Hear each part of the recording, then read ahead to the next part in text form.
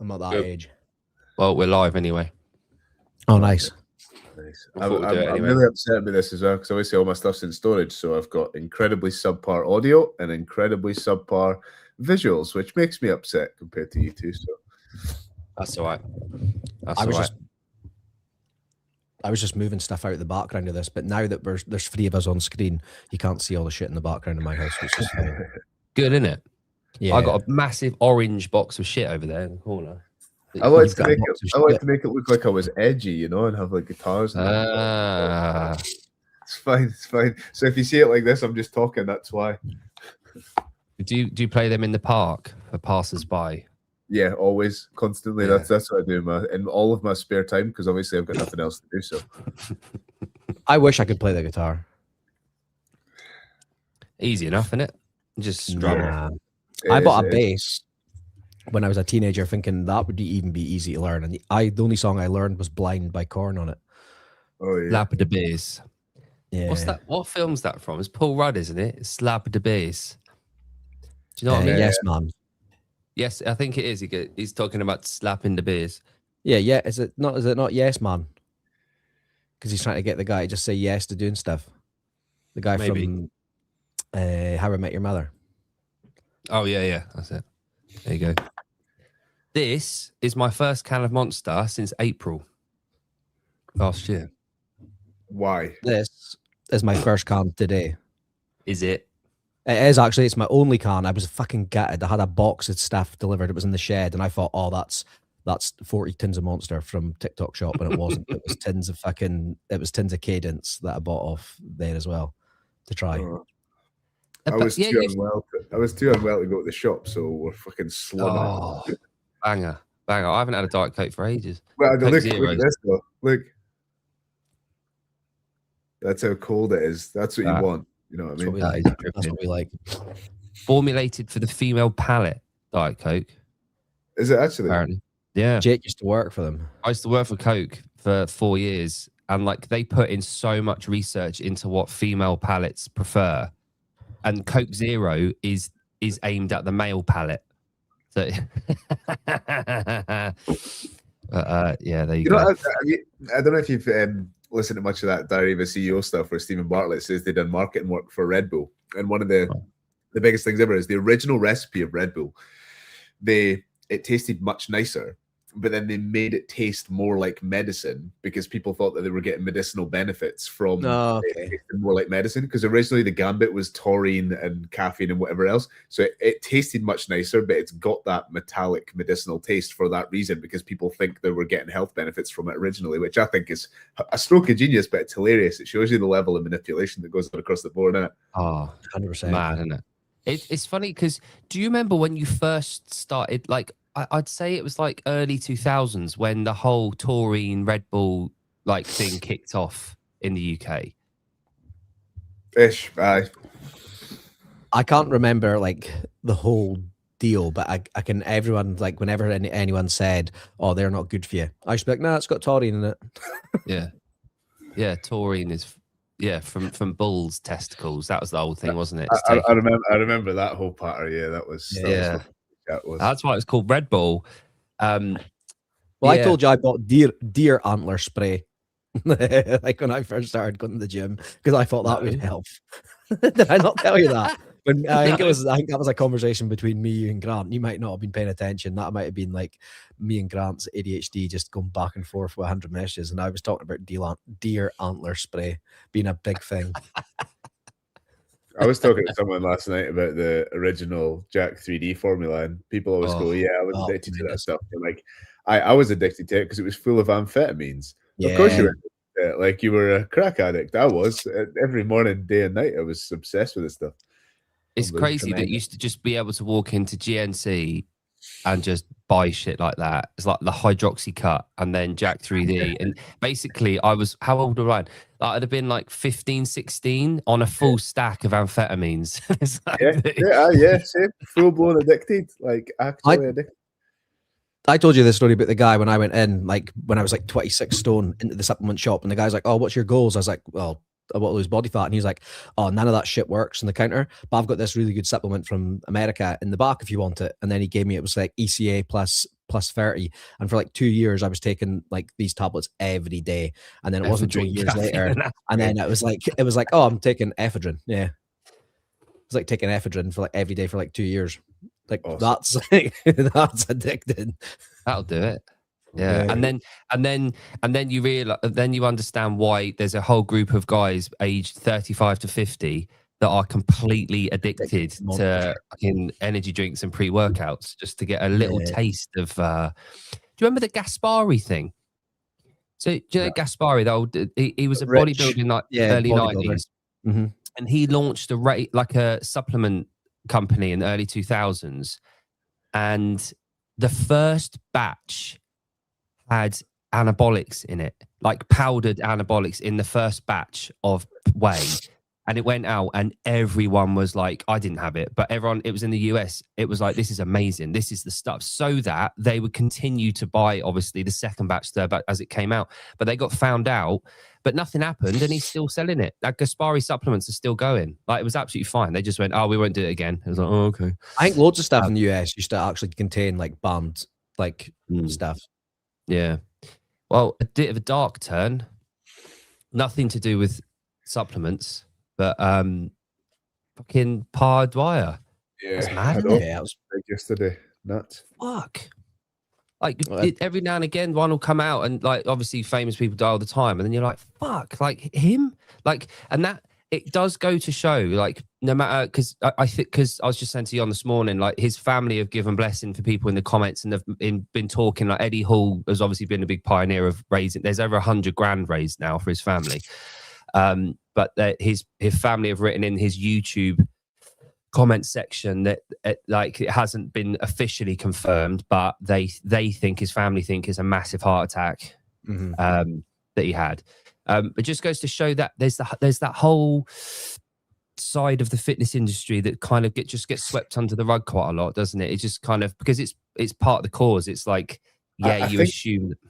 I think when it's somebody who's a big funny family guy, right, it's hard. Like if you see, I can't remember what the name of that guy is, the guy that wears like the pure mad horror mask, and he says, I'm 21-year-old X, Y, and Z, and he's built like the side of the house, right? And there's like a guy with a CPAP mask on, right? You look at them and go, yeah, that guy's gonna die. Nobody in the comment sections of Paz videos is like, oh yeah, that guy's gonna die of stuff, right? So I mean, it's not confirmed that's what it is, cool, but more than likely, and just when it's the personality, you're able to remove it from that. Like people, I've had people that say, oh yeah, Eddie Hall and all that kind of stuff. I mean, it's part of the sport, right?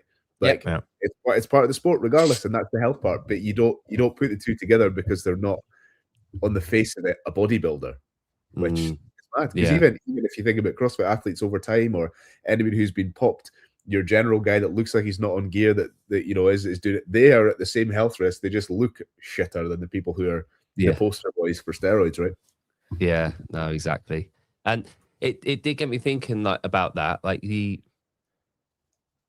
tying in obviously our side of the fitness sector with CrossFit. Like I would hazard a guess and say that the PEDs or supplements that a lot of like the CrossFit athletes that are taking that are under 35, they're probably not going to be the anabolics, are they? Then I wouldn't have thought. Even if they are, they're very low dose. They're not going to be needing to plow what the bodybuilders and the strongmen are taking. Very different needs. So very different drug choices. I would imagine. I would hazard a guess and say it's more peptides now. Well, I'm super clued up on this topic, right? So my sister got into bodybuilding years and years ago.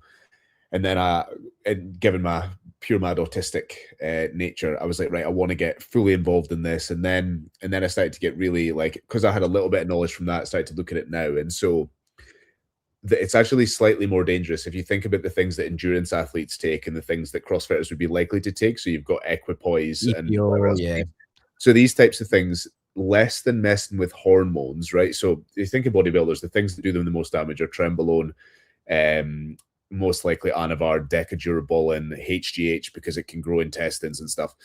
But the stuff that in this world exists, you're talking about things that work on vasodilators, things that increase red and white blood cell count, things that, so like it's actually arguably a more a more dangerous place to be talking about PEDs because they're doing different things. We need them to give us a third lung. Think of beta-alanine, right?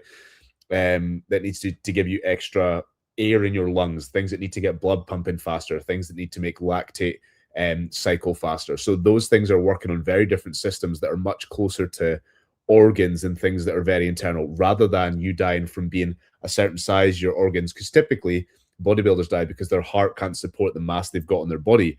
But this is a very different world. It's never an open conversation. There's obviously tons of athletes that are on gear. There's no getting away from that. But it's just, it would be interesting to see the stacks of things that people take and see what they were doing to them, because that is worrying when you think of it from that frame of reference. I could be completely wrong. Maybe everybody's just a natural genetic mutant, but I doubt it.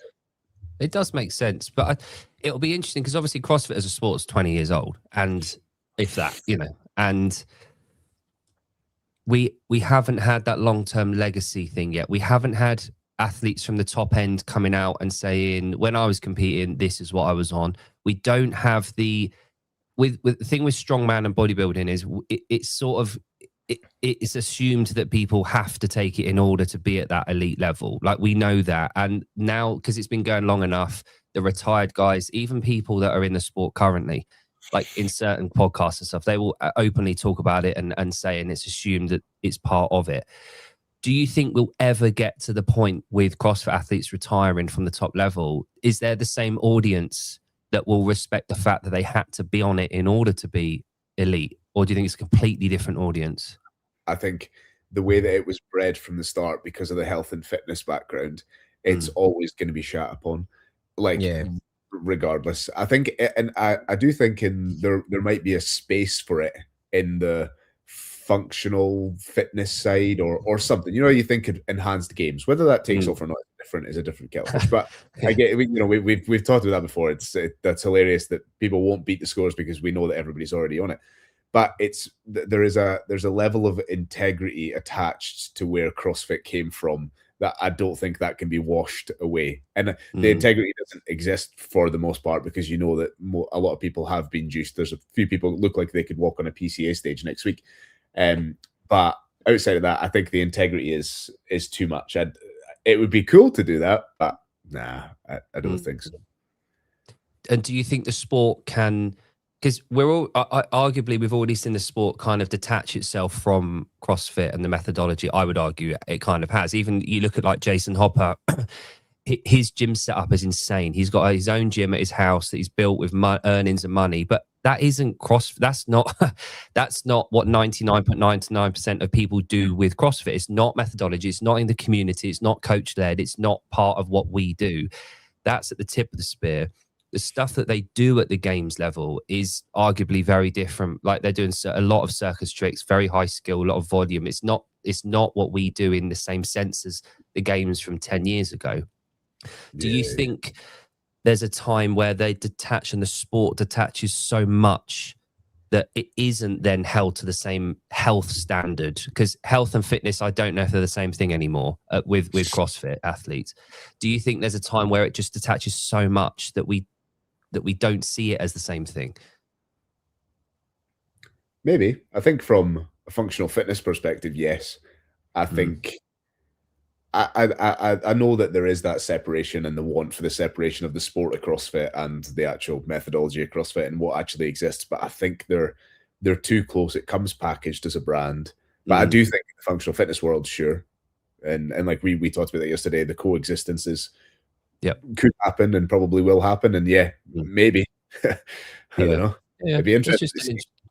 It's an interesting thought experiment sometimes, because you see the trajectory of it. You see the performance levels, you see what the athletes, how they have to earn their money and what they have to do to their bodies and retiring early, and the women, like Mal O'Brien falling short early. And it just seems like the sport will progress and we don't know where it's going to go.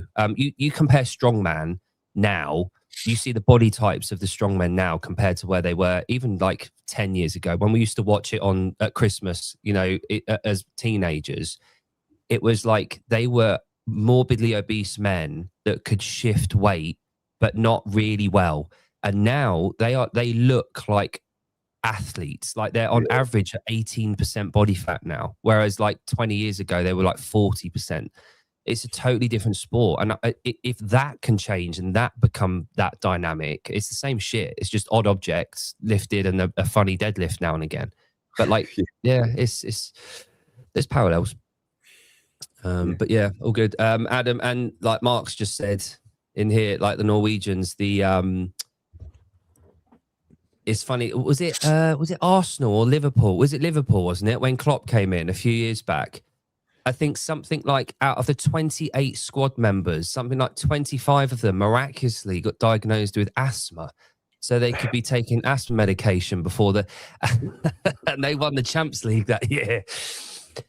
But yeah, funny. Yeah, an inhaler does help. Yeah. Yeah, there's definitely advantages to that kind of thing. But the chances of 25 out of 28 of your squad being diagnosed with asthma the same summer, it's a little bit odd, isn't it? When it's all people top level of their sport, you know what I mean? When fitness is a big part of it, you know, it's like, oh, but I need this vasodilator to be able to run around for 90 minutes. But that's fine. I need it. Yeah, right. Yeah, you're healthy. Yeah, it's the TRT thing as well, and it's the same kind of thing. Oh yeah, I'm taking it, but it's prescribed. So yeah, good. So Steve, I guess at some point we should probably come on to the fact that you are a CrossFit affiliate owner. Yes, and we'll talk about your gym for a bit. So take us back briefly to when you discovered CrossFit and what got you into what we do.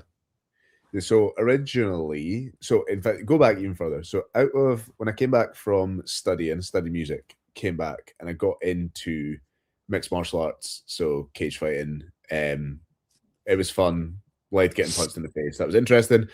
Then got absolutely leathered off this little guy, broken jaw, orbital, all the rest of it. Decided not to go back to fighting, then got really out of shape, really fat. I was like 128 kilos or whatever it was at my biggest.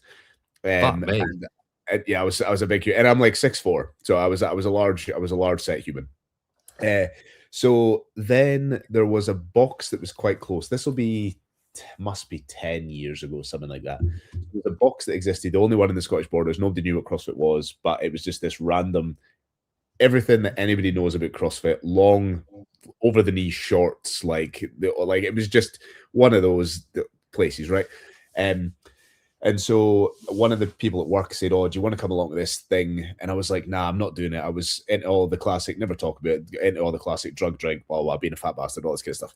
And so did that and went along, and I'd kind of tried to gym, and I'd tried to, because, you know, because I had that competitive background in mixed martial arts, I was like, right, okay, I want to find something. And what I found in CrossFit very fast was that it had the competitive element, even in the gym, but I didn't have to get punched in the face. And so that was the initial draw for me, right? So I could compete and race in a way that made me feel the same, because if you do Fran, it feels like you, like, drawing the parallels between that, it feels like you've done 5 3-minute rounds. It's the same, right? Like apart from, you know, the obvious punched in the face part. And so I found it there, and then just started training there, and very quickly just fell in love with it. I was obsessed. Whenever I've done anything in my life, I've always been obsessed, but I would always be obsessed and drop it, be obsessed and drop it, be obsessed and drop it. It's just the way that my character's built. And so then stayed and trained there for a very, very long time. That gym moved closer to where I currently live. This was a kind of an older guy that now has a de-affiliated gym somewhere close. It then I did my level 1 a few years ago. It then got quite, and I don't want to speak ill of the guy that has the other gym, and I won't, but when CrossFit lost its way a bit, in that it became more about the sport became more professional, people got better, he fell out with love with CrossFit. It was very abundantly clear to everybody but him that he no longer liked what CrossFit had became, and that was cool. So that caused fallouts between us that were going and competing, because there was a little group of us that loved competing, were fully in on it. Like, we went and watched regionals, we went to Madrid, like, you know, we were in the middle of it, right? And obviously you've got us coming into his place now, outlifting him, out gymnastics, out all of this stuff, and then you've got us absolutely loving it and him falling out of love with CrossFit. So there was this, you know, dynamic that just didn't work. We weren't getting coached anymore, and you know, we understood it as well. So it wasn't as if we were bitter about it. Like, we got it, right? This guy doesn't like what CrossFit's become. We're fucking obsessed with it. We're in his gym, whatever else. So then it came to loggerheads with a few of the other guys, not me. I didn't fall out with them specifically, but a few of the other guys. And so somebody went and opened another CrossFit affiliate along the way, and kind of we all upped and went there. And so the guy that I took the gym off currently, he kind of swooped in because the older guy that owned the affiliate, the original affiliate, he was clinging on to it for dear life, but it was dead in the water, because an affiliate that doesn't love and live and breathe the methodology doesn't work, because then you're a standard run-of-the-mill gym and you're a shit version of it, right? Mm-hmm. So that doesn't work. So once you take away and that's why, you know, I've got big problems with these ones that de-affiliate and all this kind of stuff. It's because then you're just competing with your normal run-of-the-mill gym, and you can't compete because you have less money, less members, and you don't know what your direction is. It's me fitness. It's like me doing it and being like, hello, this is Stephen Rayner's gym. And it doesn't have the same thing. So we moved across, and then the guy that I bought this gym off, he kind of swooped in and saved that gym a little bit, opened up a GPP gym upstairs, kind of, you know, bought it over, says, look, I'll front some of the cost. I will put some new stuff in, all that type of stuff. But at the end of the day, the GPP gym worked. The CrossFit side of it was still falling to pieces. So he ended up buying that off him. He then reached out to me and says, do you want to come across and be head coach? And because I'm always of the ilk of that, I think there could be 1,000 CrossFit gyms within a mile of each other between here and, you know, wherever, Edinburgh. Like, I've always been like that. There's enough thousands of people to fill them. If, you know, they trying to run a gym with 300 people is almost impossible, right? If you're running it well. So therefore, let's do the maths on that. There could be 1,000 gyms between here and Edinburgh. Okay, so it's always been the way I look at it. Not everybody looks at it that way. Cool. So I thought, okay, I can still continue to coach at this other affiliate, and I can come and head coach there, and I'll just kind of switch between the two. One thing led to another. That didn't really work out very well. So then I was all in on CrossFit Tweedbank. And then the guy who had my gym, he openly admits it's not his thing. CrossFit was never his thing. He wanted to go in and save it from a business perspective. That's what he does. He runs businesses and does all that type of stuff. So he was kind of wanting to move away from it big style. And because he didn't love it, it was in a very rough financial position. But when he had alluded to potentially just closing it, I was like, I'm so ingrained in this. I'm head coach. I love the people, all this kind of stuff. I kind of said, look, I'll take this on and keep everything else running. I'll be like, well, I kind of know the ins and outs of it. I know how it works. I didn't know the financials fully, but I thought, you know, with a fair wind, I can kind of make it work. So bought that over in April 24. He then left. So we kept the GPP gym, kept the CrossFit gym, and it was kind of like starting afresh. Because it used to be, I think it was, I won't give the name of it, but it was a different affiliate. So CrossFit Tweedbank, as it is now, officially started in April 2024. And so if you scroll back on there, if you scroll quite far down, you'll see when we swapped over. And from then, it was kind of just like I had a clean, fresh slate, with CrossFit having a little bit of a tarnished name because of all of the drama that went back and forth between people and all that type of stuff. It came, when you live in a small place, it comes attached with some kind of nonsense underneath it. And so I had a little bit of a to do with that. And my goal, just set out from the start, was I just want everybody that wants to do CrossFit to be able to do CrossFit and it not come with any baggage. I want to help health and fitness generally in the area and work with other gyms that exist around here to be able to do what I can for them. So as you'll see, I post a lot of stuff, tried tons and tons of things as it goes. And basically from that point onwards, it's just been getting it to a point where it made some money, which has been the toughest thing for me. So like, and I wouldn't talk numbers, but I'm in a fortunate position where my 9-to-5 has allowed me to subsidize the losses in this for the last 2 years probably, and now it's at a kind of break-even, slight profit point, and now I can start putting stuff back in. But from there, so if you scroll up slightly, so there you'll see me appear from there, and then there's like a handshake photo somewhere. So if you keep going up slightly, it must be close-ish. Reaver Games is in there. Talk about that in a wee bit. Keep going. It must be near here. So this is when I was head coach, just doing all that stuff. I hadn't bought this point, but this was the guy that sold it to me. This was the effort level of stuff I was putting in. Bear in mind, at this point here, I'm only getting paid for coaching. Yeah. So all of this stuff is genuinely just off the back of me loving CrossFit. There's it there, Jake. I assumed that was your gym way back then.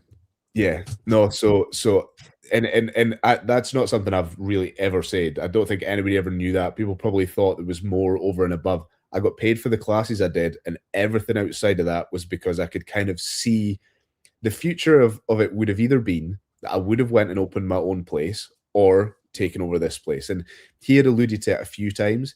So I saw the bigger picture of it, and that's why the countless hours and the content and the everything existed.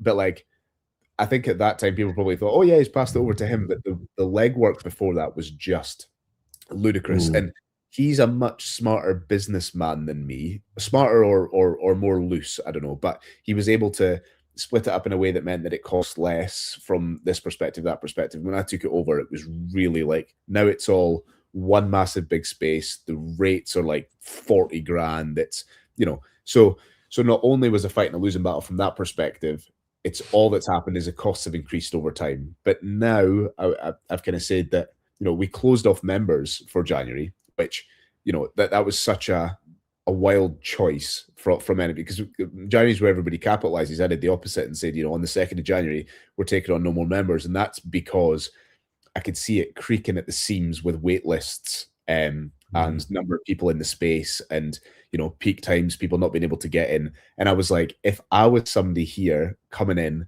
this would be shit. So yeah, you've got to close your back door. Exactly. And we have a big space.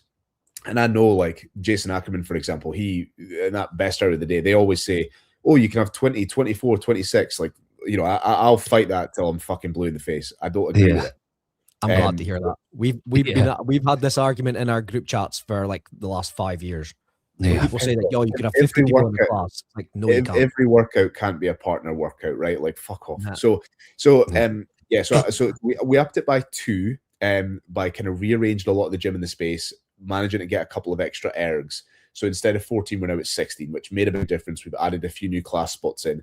But even for me, I knew that if 5 more people had joined in January, which, you know, they would have done a lot of the legwork. You'd have the people that would join and disappear or whatever.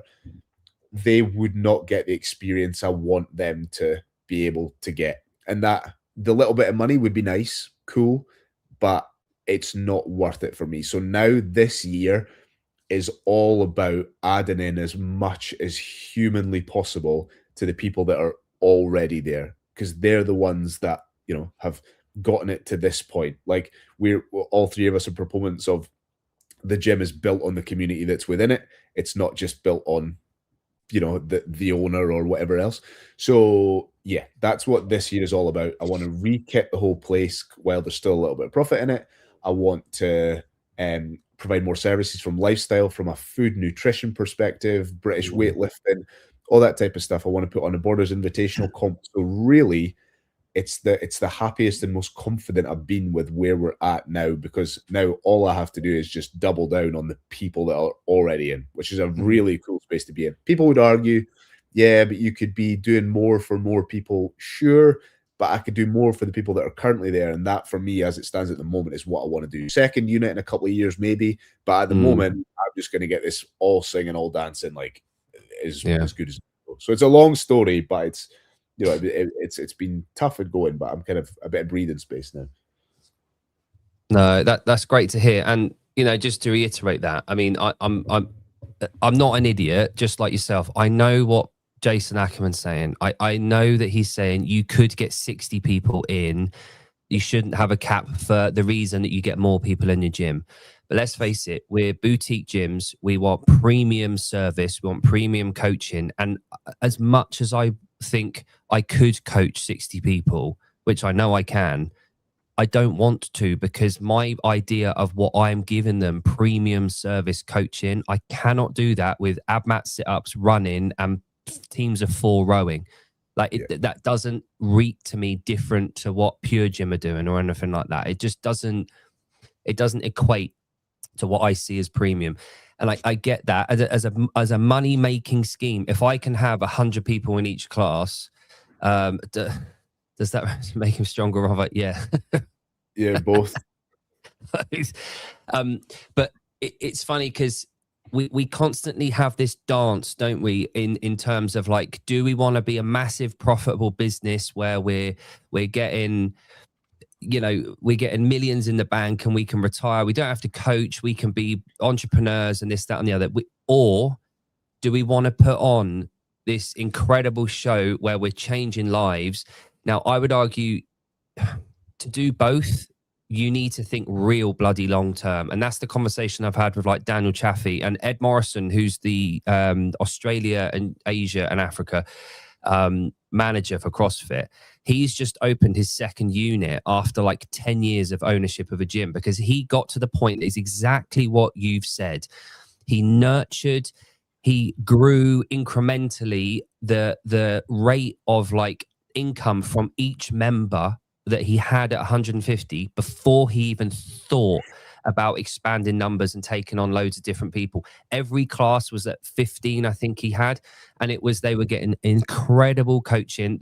His price point went up, so his membership rate went up. Rather than trying to capture 10 new people, he would just put his obviously in Australia, put the price up and give more back to them and give them more options. Like you're saying, the one thing that I keep seeing lacking at boxes is the nutrition talk. Like, and the nutrition, it's just gone, no one gives a shit. And they're all outsourcing it to divvies online with certifications that they got over a 1 hour course on whatever it was. But that is one big proponent. It is the fucking base of our pyramid. Like, it's what everything else builds on. And this time of the year, as a box, rather than trying to recruit, when we know people are trying to save money in January, if people are looking for gyms, they're not going to come to CrossFit gyms in January. They're going to go to Pure Gym. They're going to go to the ones at £40 a month because they're trying to save money. March time, that's when we can recruit new members if we want them. But the way that us as business owners can make more money in January's is to talk nutrition and go down that route with members and make it an incredible facility for our current members to thrive and to improve. And that's exactly, you're exactly right in that respect. Yeah, I think it's one of those things where, like, I know that people joining in January. So let's put this bluntly. So a lot of gyms do nothing in the social media space, and I do a lot from not a come and join my gym space, right? And if I'm local, so people who would join have seen my stuff, and if I didn't do enough to get them to come along, at least try a trial, whatever else, last year, and January, and this sounds total counterintuitive because you say, yeah, well, maybe that's the push they needed. Cool. If I didn't do enough then that January spark, if that was the thing that turned the tide, that's not going to produce longevity, in my opinion. If somebody comes along and decides to do it based on the other stuff, the information, because something else that I've done has made them go, cool, I'm going to go try that. So that means there's been a hook in. It wasn't an external factor like January, which means in my head, they're more invested in that. And so that's got a little bit to do with it, because, you know, now we've got average retention of like, I don't know, 14 months. And considering that we're only 19, 18 months old, that's a big deal. And so I don't want to drag that number down just to facilitate for a long time. And that's like, I'll come back to those people again in March and try again in March and in April and May or whatever. But I want people joining not in the classic time frames, because you're going to do this for the rest of your life. Whether you start in January or July, to me it is kind of relevant, because starting in January is the same as starting on Monday and starting on Monday. If you start in January, you'll probably start again next January. Starting Monday, you probably start again next Monday. I want to get you to start on a Wednesday in the middle of July. And then, you know, that's for me, that just it breeds a better place for me to be able to nurture people into that you know, healthy habit world. Was it 75 odd? What was it? 70 hard or whatever? 75 hard. Yeah. 75 hard. I get the sentiment, and me and Jon have had loads of talk about this kind of thing, because obviously as a PT and having online presence, there is a big market in January for new people to get into the gym. I'm not entirely sold that CrossFit gyms are I don't think we're geared up for that January push. I don't think we will accept people. Obviously, if people walk in the door and go, I want to join your gym, and you've got room for them, of course. I'm not entirely convinced that the type that will come in January, like you said, are the type that will stick with what we offer at CrossFit gyms. Majority of them aren't. To be honest, even in general in the fitness industry, the people that you're getting in January, you might get the one or two that are like there for the long haul. I've had those people, but the majority of people that are coming in January, as Stephen says, they're going to be the ones that are starting again next January. I literally just put a post out on my page basically telling everybody that I'm full, because I could take on more people, but I don't want to in January. I want to give the people that I've already got that have been with me all of last year since 2017. I've got people that have been like, my retention's really good for one-to-ones, and I want to keep those people. I want to provide them like the best service going into this new year, rather than taking on like a bunch of people because it's pound signs. Yeah, a big flex that you can have. The David Brent bit when he's going about like a failing salesman. What do? They get a new car? Like it's all. And I think the big flex that you can have as a PT or as a coach in January is, I'm putting my rates up and I'm not taking any on new members. If people see that, they're like, huh, what the fuck's he doing? Like they must be doing something well. And I think we don't necessarily need to flex, but I think that is a flex that we have, because if you've nurtured the right clientele, whether you're a PT in our space or you're an affiliate owner, like our gym, for example, we're not taking on new people, but our online presence and what we're offering at the moment is we're putting event schedules out. We're doing seminars for our current people. We're talking about nutrition. We're getting people into goal set for the year. We're talking about the open now, which is a big deal for us, obviously, in 5-6 weeks time. We've got loads to sing and focus on with our current members, which should be the priority, because for every ball that you drop in your gym, if you lose a member, it's another one you've got to recruit. There's not enough time talked about from retention, and Jon and I were obviously in Twickenham for Coaches Congress. That was a massive talking point there from Chris Cooper in Two Brain. Like, he opened the talk and his first bit was about retention rather than recruitment. Like, especially in our gym setting in CrossFit, we don't really think about recruitment because we just rely on the methodology and the coaching. Do you know that you've got people in your gyms already that can do your recruiting for you if you're doing a good job? Yeah. You look like you're thinking, Stephen. What are you thinking? Well, so like what I've found is it's a selfish ego fluff point of view. I prefer to not have people that people know, and that's only because I get a better and bigger ego stroke from somebody who has never heard of it, never done it. Their pal hasn't done the marketing for me. I want them to be like, you know nothing about this thing, and I have done enough to make you understand enough about it or see enough value in it to come along and then be ingrained in it. So most of the people, it's cool for them to come along, but I don't congratulate myself on that. I pat myself on the back when they come in and know no one, and they love it. And the end of this year, there was so many examples I can think of people who are like, I've been watching your shit for ages. You finally bullied me enough and I've came in. And now like they're competing and they're doing, I have to tell them to stop doing so many classes in a week. And like one specific guy, like we did an awards ceremony at the end of the year, and one of them was for basically somebody who just can't stay away from the gym. And he's somebody who started just at the beginning of the year, and like ex-bodybuilder guy, and was absolutely massive, full-blown bodybuilder, and he loves it, right? And so like that for me, he's somebody who would have not only not known what CrossFit was about, but shat on CrossFit actively. And so, you know, the more of them I can turn around, it just shows that one, it works, and two, that I'm doing an all right job at showing people what it's about. And then when they come in, it does quite well. And so it gets, it's that North Star point of view. So I understand what you're saying, Jon. Like I get it.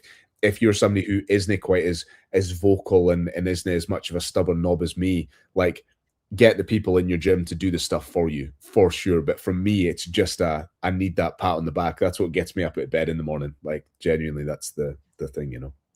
Yeah, I think that's the essence of sales, though, isn't it? Like, there has to be, and this is what I was saying earlier about, like, we do this dance between being like businesses and being a community. Like, there is a way of doing both, and which is what CrossFit gym owners do very well, I think, on the whole. We have to, we're forced to stay afloat. We have to. But I think well, I was going to say something, but I'm not. So in terms of like, hey, sorry, on you go. Say it. I can't remember it. All right. I thought you were holding back. No. That's it's my New Year's resolution, actually. I'm not holding back. Well, that's why I told you to say it. Yeah, I know. I just genuinely forgot. But no, the bodybuilder thing's really interesting to me because the last few years, and you know, Pa was one guy who's he's 40, or he was. I'm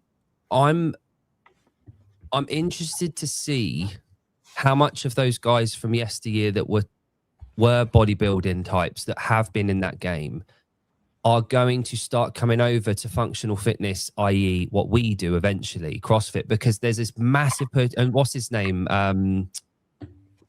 CBAM. Yeah, he's now going into functional fitness and that kind of thing. And if he's doing it, and then you've got other people, there's a guy on the island that I live on. He was into bodybuilding, and he's recently started up an online functional fitness thing for longevity and wellness. And I'm seeing so much of this online behavior from people, especially men that were in that kind of field. They're moving gradually over because they've seen this thing where you can get in good shape. You can stay in good shape and you can be healthy and longevity. And it's this big push. Yeah, Craig Ritchie's another one. But yeah, sorry, Stephen, you're going to say something. No, that's fine. I was just pointing to, yeah, that's who he was on about, Craig Ritchie.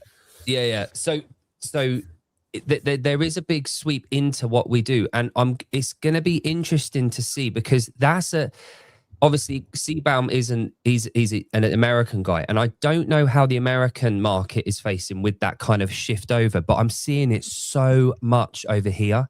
I'm seeing so many of these bodybuilding coaches and bodybuilders that I know locally and in the UK that are moving over towards functional fitness. And I think because at the tip of the spear and that general athletes and the 40 pluses that are on TRT, let's face it, that are in the gyms and on the stage in CrossFit at competitions, a lot of the men are going, okay, I can stay in shape, and this whole wellness longevity theme and this push that we've seen, all the influencers that are online with their little mics talking over, like, you know, with the background, like you get on TikTok, and they're saying about the trends that are coming for 2026. They're all talking about longevity and wellness and health and functional and all this kind of stuff. And I'm screaming saying, we've been doing this for 20 years. That's our shit. Like, you're coming to us.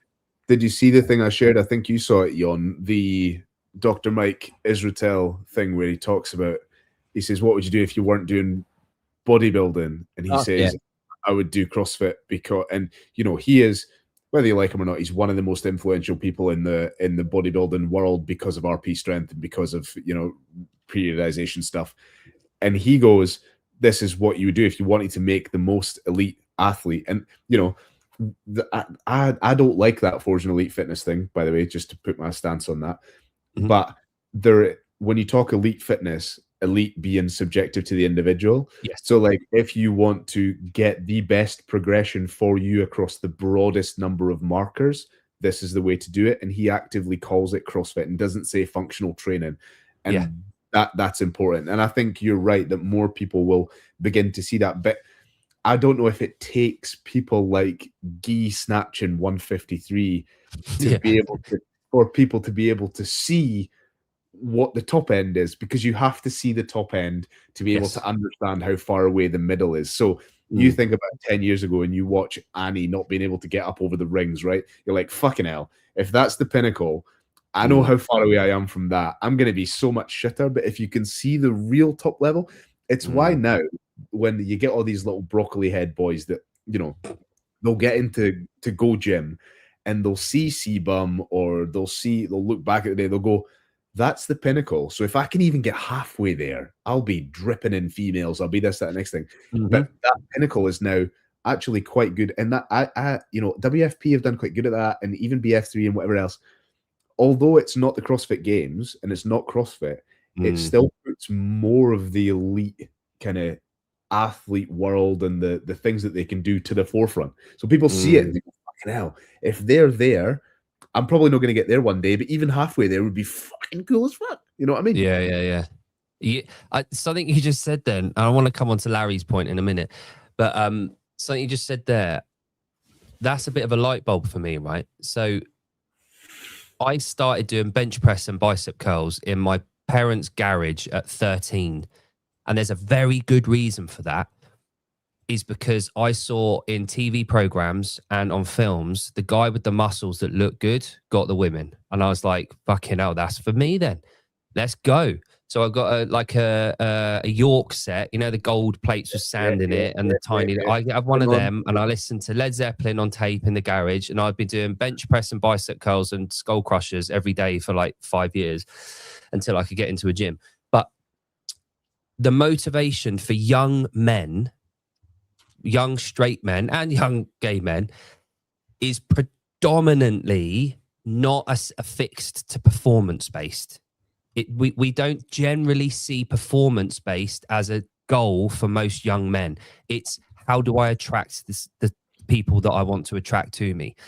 And in the CrossFit world, correct me if I'm wrong here, can you name any individual male?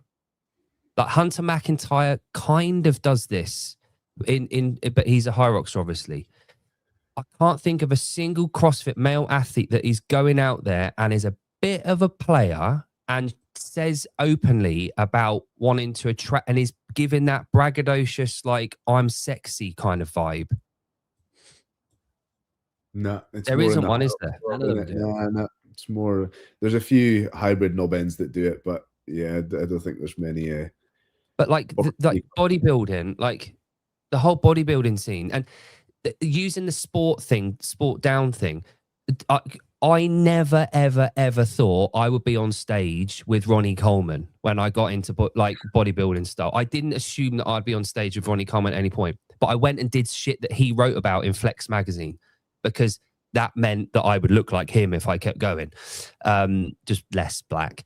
But that was the motivation for me. And I think a lot of young men we could probably capture a lot of a wider audience with young men if we had that character. And I know that the CrossFit audience is quite feminine. We've got a very big, broad feminine base in CrossFit community, haven't we? And I'm not sure that male role would fit well within our community, but it is something that we don't have, isn't it? Yeah, it is. But I've got a very pointed example of, how I would want to use this. And I've thought about it for a while. So I've reached out, and it was something that was going to come to fruition a long time ago, but I reached out to someone at Police Scotland, and they have the badly behaved kids in school that get taken out to do extracurricular activities. And so I've reached out and said, look, I'd like to, if we can facilitate this, to have a group of them come along once a week and do a CrossFit session. And in my head, right, what I want to do is when they come in, I would just happen to be training beforehand. And so when they come in, I want to clean 150 and then be like, right, folks, this is what we're going to be doing. Right? And so that's it. It's not as easy to sell to people as bodybuilding, big muscles, girls, this, that, the next thing. But like heavy lifting is. And so that just points to that when people see something that they're like attracted to, that they think they can achieve physically, whether it be big muscles, whether it be a big lift, whether it be like, that's something that we miss a huge amount. So the performance, the health, the, picking the shopping up when you're 60, anybody from 15 to like 23, they're not thinking about being in an old folks home at 70 and not being able to wipe, right? No. They're thinking about, is someone going to swipe right to my topless picture in Magaluf, right? They're thinking.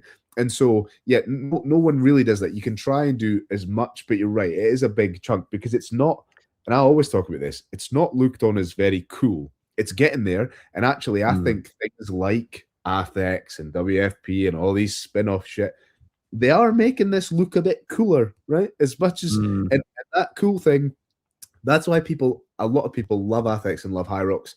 Yeah. Apart from that, like, it's cool, it's clean cut, it's the, you know, and so if CrossFit gets a bit cooler, then, you know, there is a big market for people to be in there, which things. But that police thing I thought was interesting. The yeah, it is. One thing I love about like Harry Lightfoot, for example, is that he's just got that kind of playful rugby background where he's a bit of a lad, he's funny, he's charming, and he's just very British, isn't he? He's very kind of like, you know, and it is cool to see, and I love that.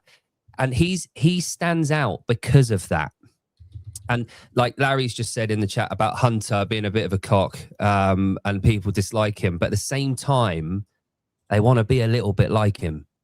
And because that charm and that confidence that he emanates. But I said this to Jon and Grant a little while ago, actually. I have never seen him with a woman in any of his training, in any of his videos. The only one was the other day when he did a mixed pairs and they're in that those Puma jackets and they're walking out on the stage. I've never seen him openly in that kind of crowd.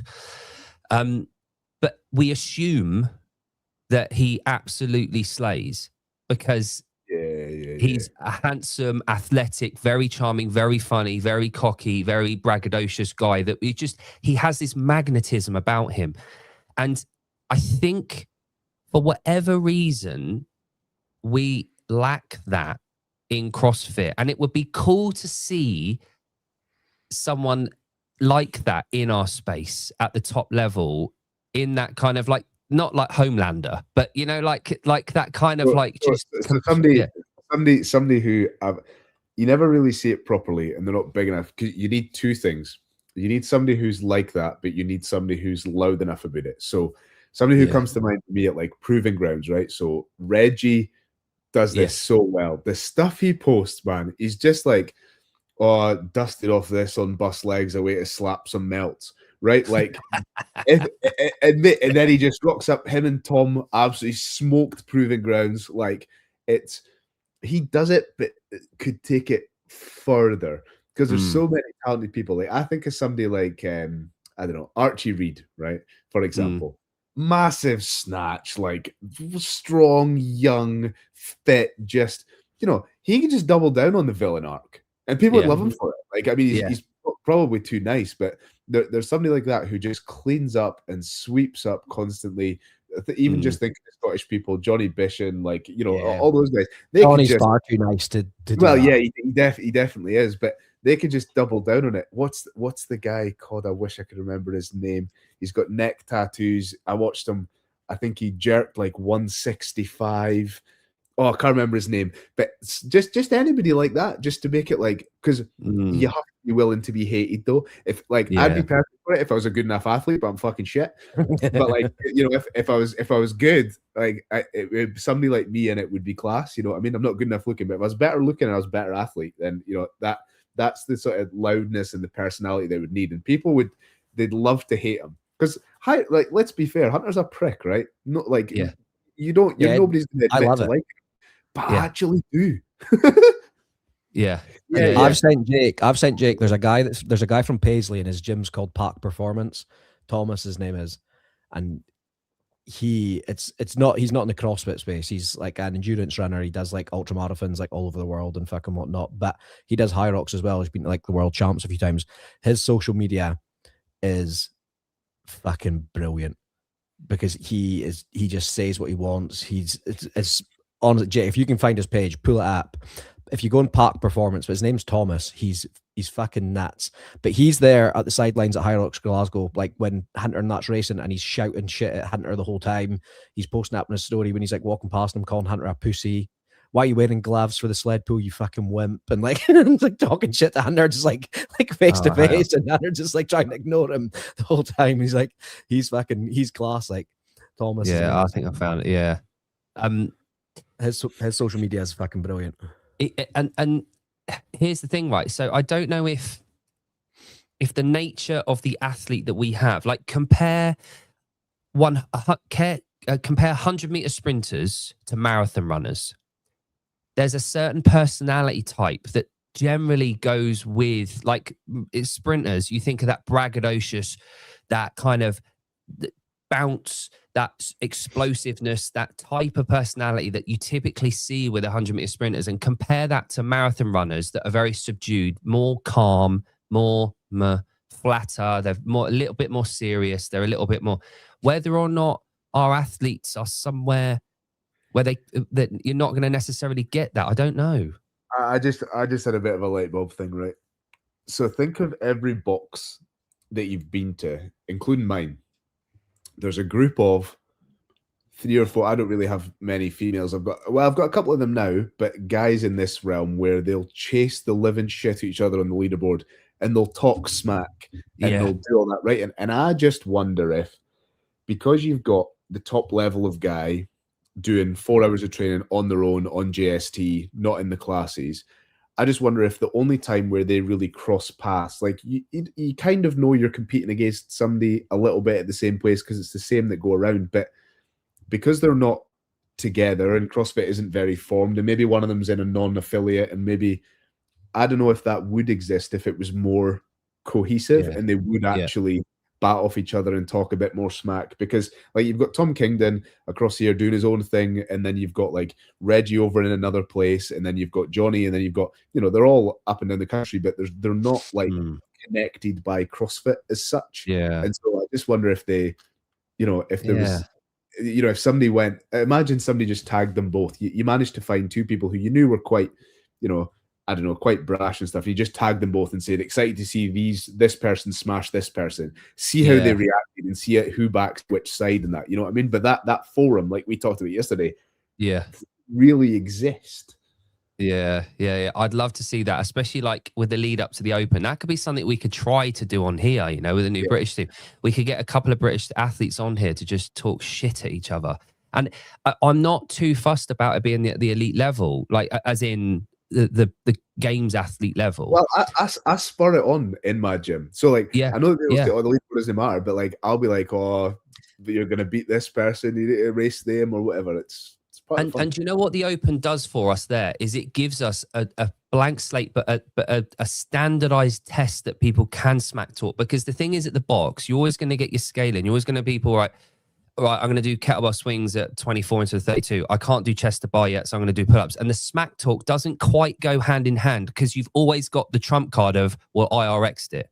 And rather that smack talk doesn't necessarily line up exact. There's always going to be that, and you're going to hold back. If I know that I've scaled bound from muscle-ups to chest to bar, I'm not going to talk to Sean at the gym and say, you were shit, I beat you by 5 rounds, because I kind of know why. I know that I kind of brought the scale down a bit. But the Open, which is what I love about the first week of the Open, is always going to be that low skill base, just grunt 20-minute fucking slog metcon triplet. And that's what I love about that being the week 1, is because it kind of, you can't hide behind high skill base or heavy. It's just shitty triplets that you're just going to have to grin and bear for 20 minutes. 2 seconds. All right, okay. Yeah, nice one. I know. I'm thinking to the one with like the rowing and wall balls or whatever it is. Is it like 10 cals, 10 wall balls, as many rounds as possible, like 15 rounds or whatever it is, something like that. Like there's nothing stopping you getting back on the rower. There's nothing stopping you doing another wall ball. It's none of that. But like I get me and a couple of the boys, you know, one of the head coaches when he's not injured, and you know, we're all RXing, and like whether it's, you know, it is quite vocal with it, and like that's fun and good shit. And yeah, you're right. I don't see enough of that at a competitive level because it's all like, I'm just going for the fun. It's like, but you know. So this might be a controversial topic, right? And I'm willing to explore it because my New Year's resolution is don't bite your tongue as much. First entry question is, do you think women are more or less likely to have that in the gym? I think less likely to have it, less likely to be vocal about it, probably. Do you think that our environment at the gym would encourage women to do that more than a regular gym? I don't know. I'm not exposed to it. It'd be interesting to get like You know what I do see is there's a female at my gym, incredibly talented, incredibly fit, and she talks smack to a couple of the boys. Yeah. And so, I just don't know if there's other girls who rise to that. They might, but I don't know. I think it'd be interesting to get a female's perspective on that. And see what I might ask them, because I know that Larry, have fun.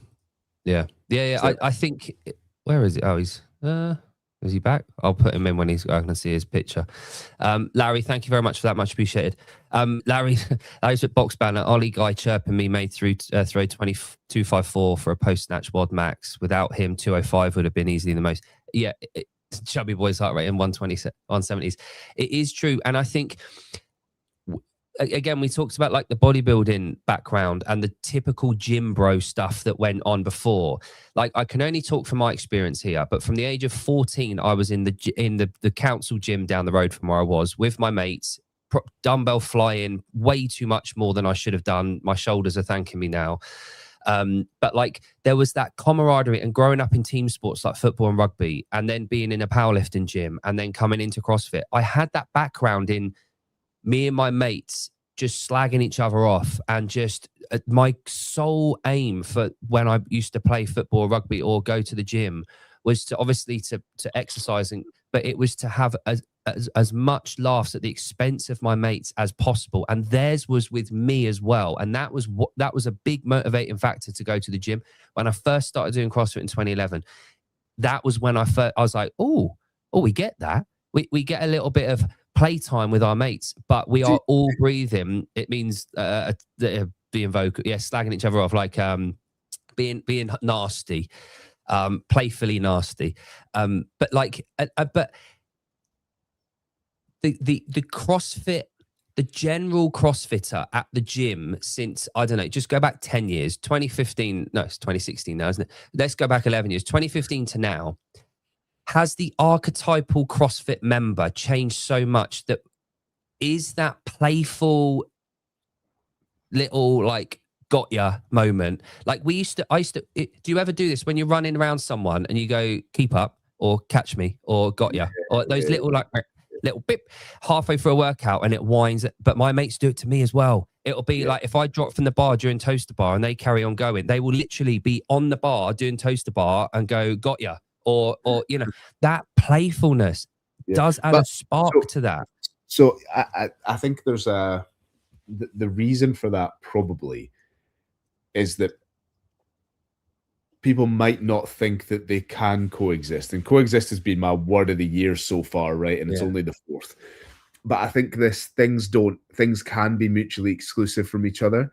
And so, because what you don't want to do is, right, you don't want to see, so there's couple of guys in my gym. So you've got Bill, who will smoke us all the time. So there's like Bill, Mikey's head coach, then you've got Elliot, then you've got like there's me, and then a few of the other boys, right? So if we are in a class egging each other on, right, being like, all right, I'll dust you on this 200. Oh, I think we've got a minute 400 in us, whatever, right? If we do that, you think that it might have an adverse effect on somebody that's across the gym, Mary or whoever else that's on the other side of the gym. And so we then dull that down to make sure that they feel all right about it. And actually, I think that if it's the right place and the coach does the right thing and it's a nice enough environment, they can coexist. And I think it's just veered the other way, which does the most good for the most people. But again, is there an argument to say that more people could benefit more or have more fun if there was both? And that's just subcultures within this culture. Right? And I guess that should be and should be allowed to exist. But I wonder if that's why, because it's kind of depending on what side of the line you fall on, whether it's all just health or whether it's all just fitness. I would assume it changes. But it's a cool topic. But you're right, I don't see it much anymore. It probably exists in a lot of gyms, but yeah.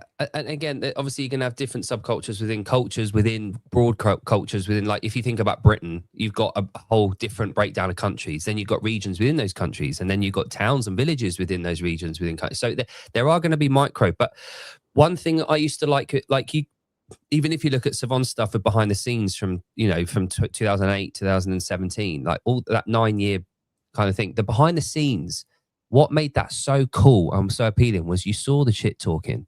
Like you saw the little, oh, I beat you by 1 rep. Oh, that's all right then. And then walking away, and it just killed them. And that playfulness. Now, there's ways of doing it and there's ways of not doing it at the affiliate level. Like, I'm not going to be mid-workout and walk up to bloody Geeta, who signed up 2 weeks ago. She's just finished her induction, and run past her and go, keep up. Like, I'm not necessarily going to do that to her. But having said that, I might. It depends on the individual.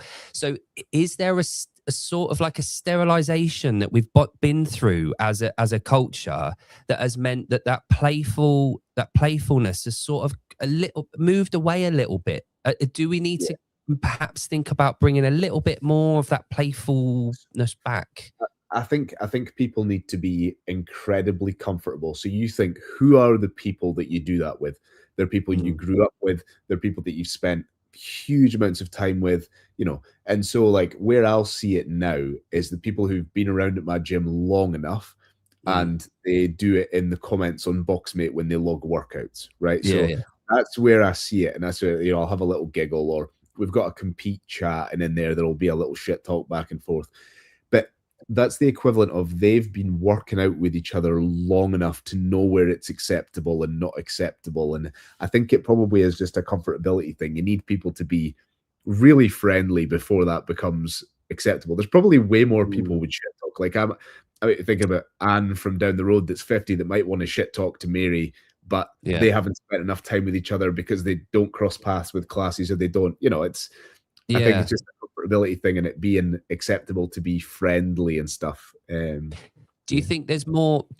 All right, without being a bit like a psychiatrist here, or without leaning too far left, do you think that historically and societally that women have been told not to be that way more than men have? Do you think it's more acceptable to men socially to be that way than women?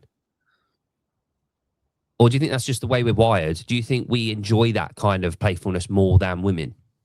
Yeah, I think if you're thinking from an ancestral and biological point of view, it's probably like the alpha male thing, you know, when you think about who's the biggest and loudest male that's going to kill the king to do X, Y, and Z. Yeah.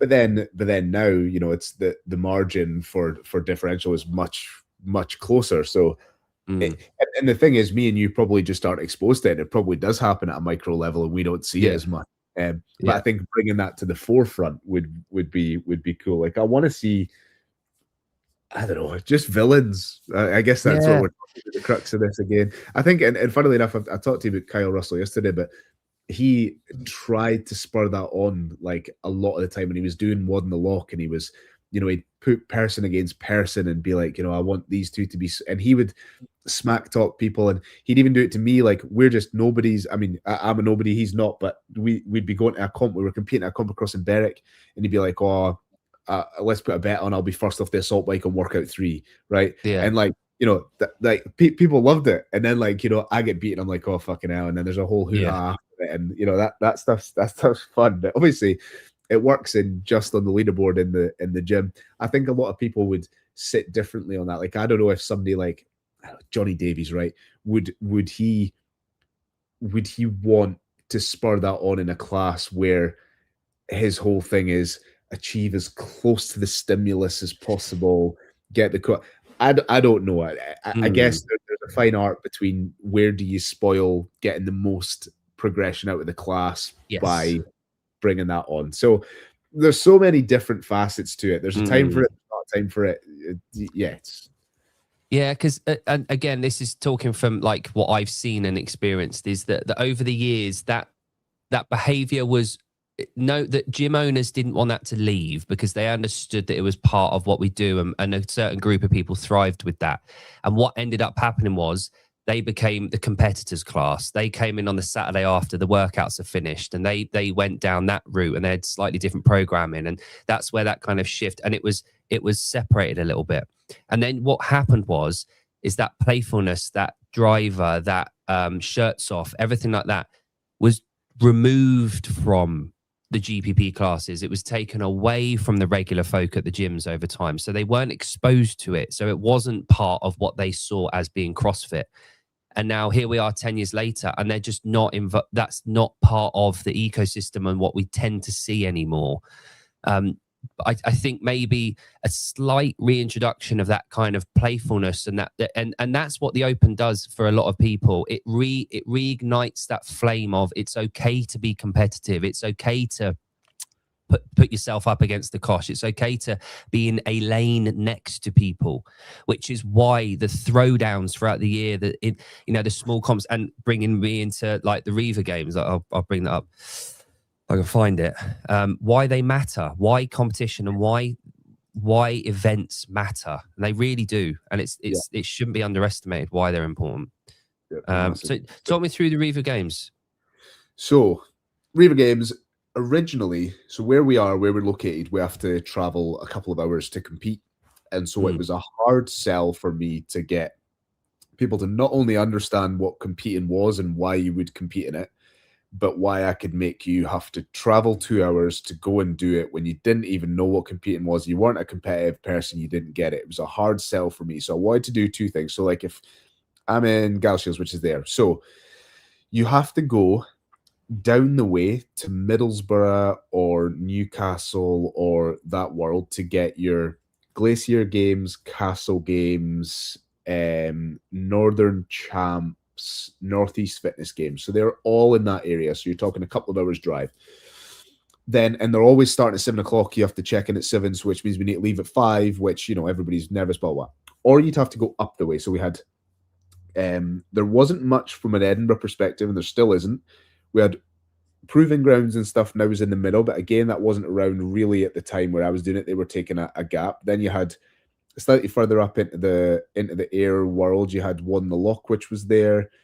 And then outside of that, not much, right? We had Clash of Clans, which is way up in Perth, further up. And so what I wanted to do originally with this was show people just first, locally, one, give them an opportunity to try it, and two, try and showcase what it was about. Because unless you've done it, there's nothing that I can do to explain to somebody what the feeling is like of competing, winning, losing, just taking part, any of that. There is nothing like it. It does loads of stuff, talk about it being a litmus test of how far you are, how far along you are, progression. It gives the adrenaline, the camaraderie, the community part. Just, there's so much shit to it. And so I was like, right, I've done media at a couple of these comps now. I've competed at tons of them. I'd done SID at this point. I'd been down and done Castle. I'd done Glacier. I'd done all these comps.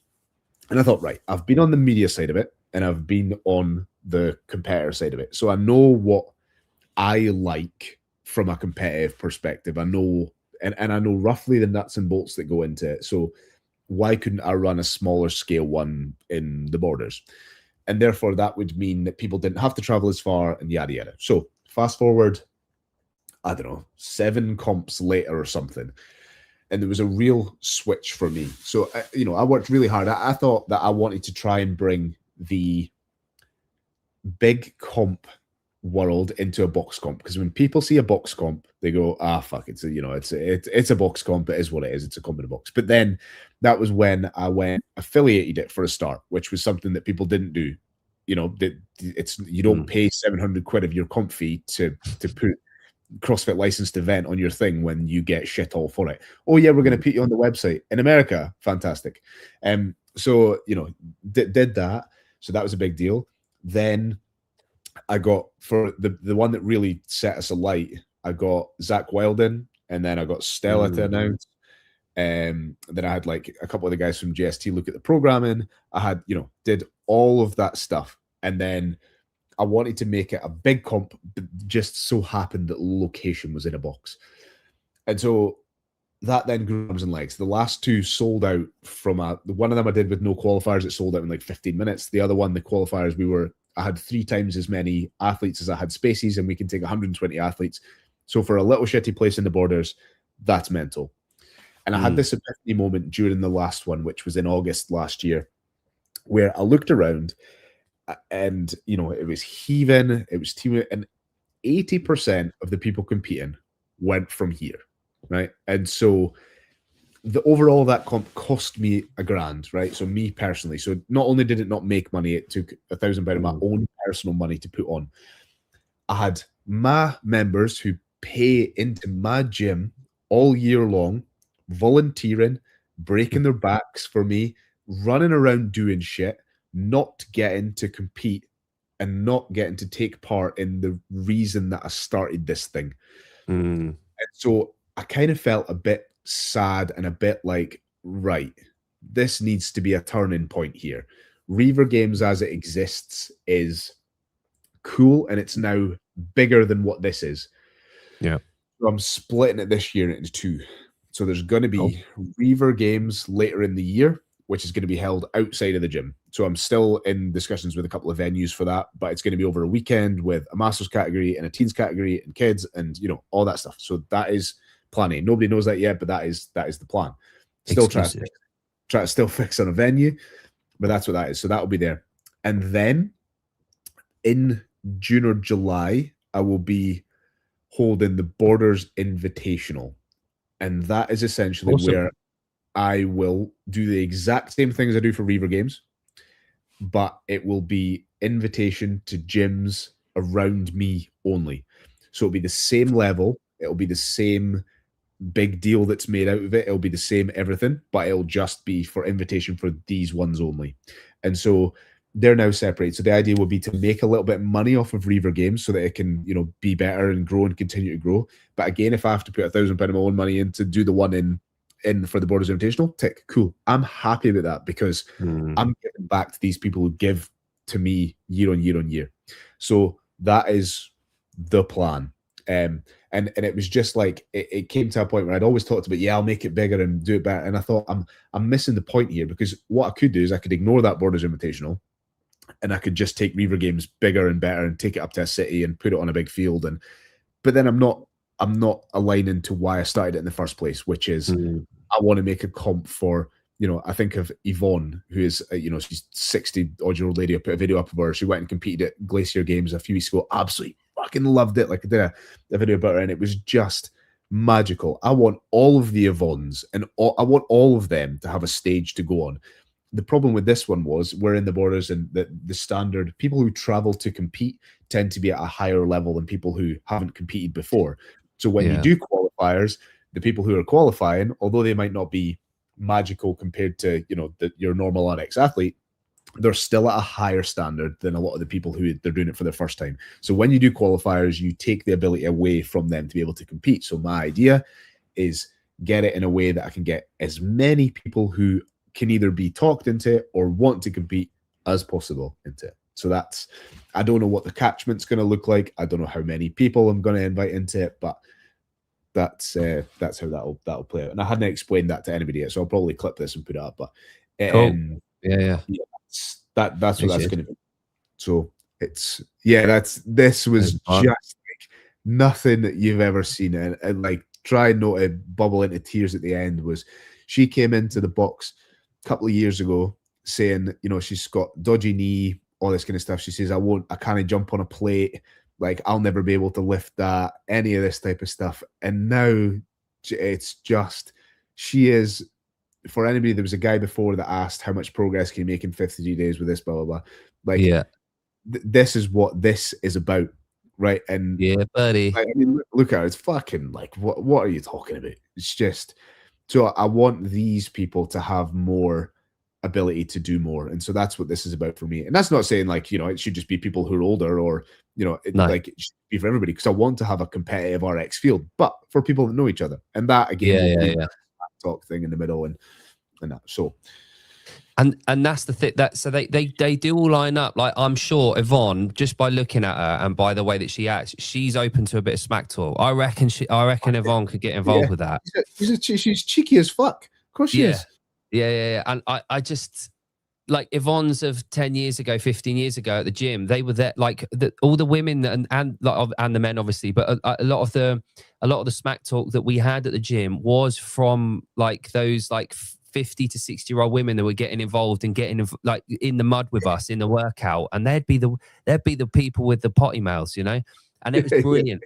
and they're still out there. They're still in the gyms, and I love that. And that's what we've got as our culture. Like, we've got these people that are a bit of a loudmouth, you know, that they don't mind. They don't mind putting the gauntlet down and, like, you know, a bit of smack talk now and again, which is cool. That's what we've got, and I love that. Yeah.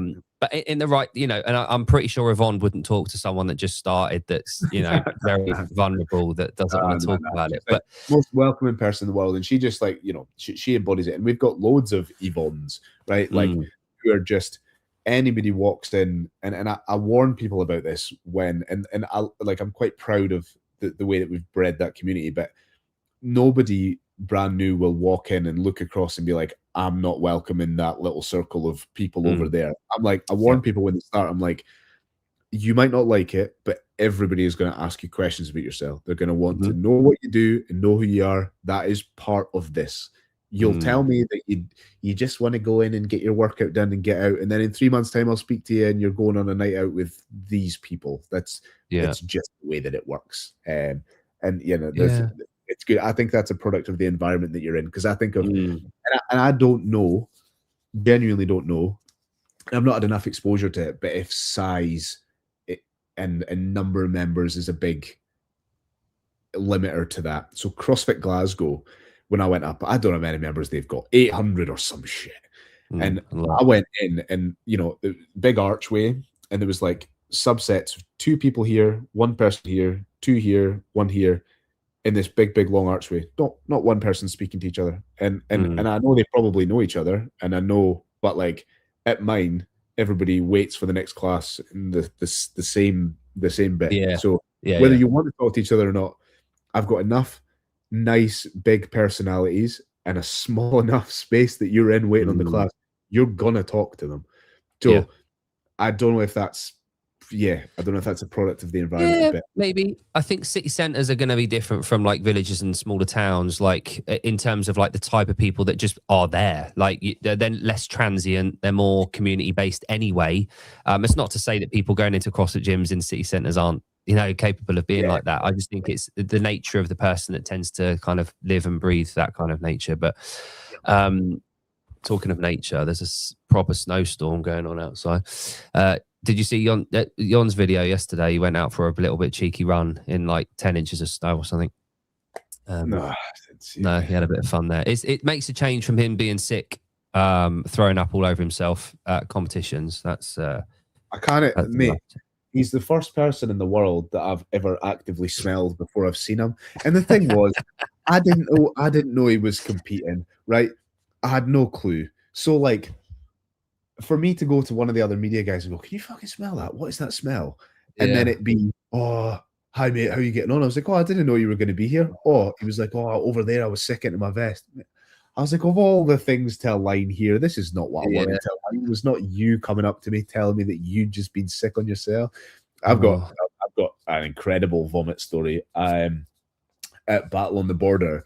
So like, I don't know what happened. I must have had a dicky stomach, but sometimes like I'm kind of a spewer, so like I'll push myself to the point where I'm going to be sick when I'm doing workouts. Right. And after workout, so there's 4 workouts during the day, I think, and I was sick after every workout. Right? So every single one, I was sick. I was rolling about on the floor, violently sick, but not from illness. I want to make that clear. It wasn't ill, right? It was because I had full scent. Like the first one, I had a 1K run. I knew that there was guys for the High Rocks gym competing, and so I'm running next to this runner at a 3:30 pace when I've never run a 3:30K in my entire life, right? So, you know, I knew I'd chucked it, but then that just set the tone for the whole day. And that one I was talking about where Kyle was smack talking me, it was like 10 burpee box jump overs and 30 cals on the assault bike, and it was you go, I go, 1 round each. That was it. So like you know, you get past your 20 seconds of being able to hold on, and that was it. So all I did was, on the last workout, on the bike like this, I knew I'd beat a couple of the boys, and I turned around, and as soon as I got off the bike, all over the comp floor, just fucking everywhere. And there's only one person I've met who's worse than me for spewing, and it's Nathan Bland. Nathan or Josh. Could be Nathan. And his classic thing is there's so many pictures of him at comps just spewing on barbells. And just, really? That's his thing, is it? Right. Yeah, nice. I mean, I think he's got like 145 clean and jerk and 125 snatch, so I've counted the same much. But but he is incredible. But he's currently on Gladiators as a contender. Really? Yeah, that's him. Awesome. Loads of times. He's good. He's a good egg. Him and his brother. They and his brothers competed at Marbella and all that type of stuff. They pulled the bland. Good. What's the gym? SR1 maybe. Okay. Can't remember. Yeah, a couple of cool I do want to get on someone that's been on Gladiator. I want to see the background, like the what goes on behind the scenes, and it'd be nice to get like Zach or Shelley or fucking Emily on just to talk about like how their trainings helped with being a gladiator. But yeah, all good. That'll be fine. Hey, I've gone way over the hour that we talked about. Oh yeah, right. I didn't even know. Gonna have you on a lot more, obviously. So but it'll be next time. I want to hear all about TikTok and your media next time we get you on, because that's a big part of your presence and what takes up a lot of your time every day. But it'll have to be next time now. But really appreciate you jumping on. I know, or Jamp, like Jon likes to say Jamp. It annoys his wife a lot. Instead of jumped, he says Jamp. What, like past tense? Yeah, past tense is jamp. Like I jamp over the fence. Yeah. Tell me you're Scottish. That's a fucking sin. No. Don't even bring that in. That's not why that is. That's being called being an idiot, not Scottish. Fucking hell. He doesn't get away with that. Oh, it's a Scottish thing. It's not. You fucking made that up. His wife hates it as well. She corrects him every time. But yeah. Thanks for jumping on, mate. Really appreciate it. This new push of ours is going to be British themed. I'll send it to you. I've made an intro song. I've written lyrics, and I've got an AI system to create this song, and it is amazing. But I just need to make a music video now to go with it. Right. So we'll have an intro video soon. But yeah, big expectations. Hey, I've got large expectations. Yeah. Oh yeah, it's going to be massive. It's going to be massive. Yeah. Awesome. All right, Stephen Rain, everyone. Thank you very much for joining me. Go and check his media out. Well, we got CrossFit Tweedbank, but then Steve Rain, obviously, on Instagram. But cheers for joining me, guys. Thank you for joining me in the chat, guys. Hopefully, you got something away from it, whether it's talking about PED's CrossFit affiliation or the fact that we need a villain arch somewhere, character in our space. But yeah, thanks for joining us, guys. Appreciate you. And